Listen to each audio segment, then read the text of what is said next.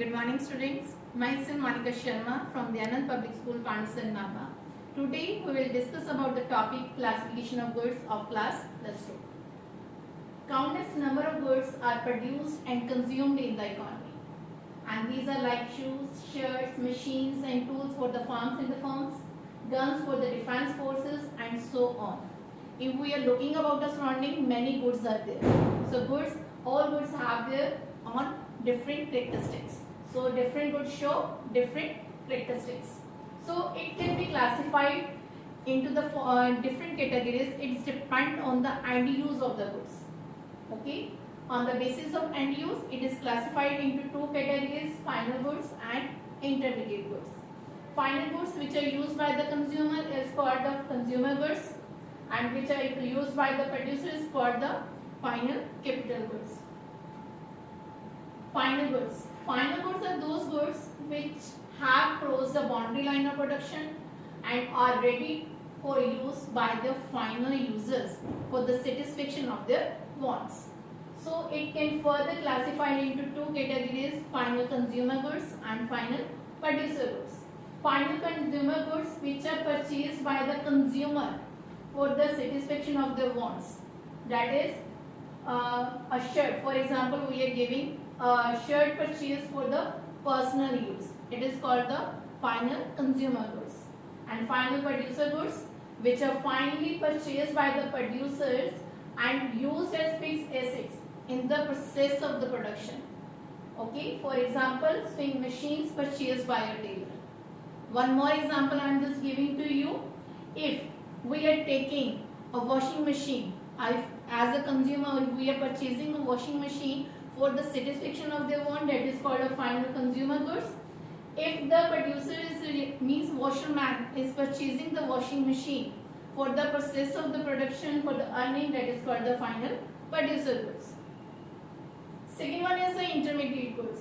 Intermediate goods are those goods which have yet not crossed the boundary line of production. Means more process is to be added to make the final goods. So no value is still to be added to these goods and which are yet not ready for use by the final users. Mean it is not a final goods, it is not ready to use for the satisfaction of the wants.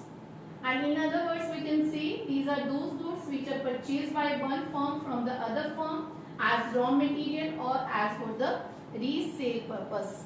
As a raw material, I am giving you example of the milk. If household is purchasing a milk for the drinking purposes, that is called the final goods, because the consumer want to satisfy his want. And if baker is bringing the milk for the making sweets, that is the intermediate goods, because that milk is used for making sweets as a raw material. And for reselling purposes, if we are taking example of car, if consumer is buying a car for the satisfaction his wants, that is the final goods.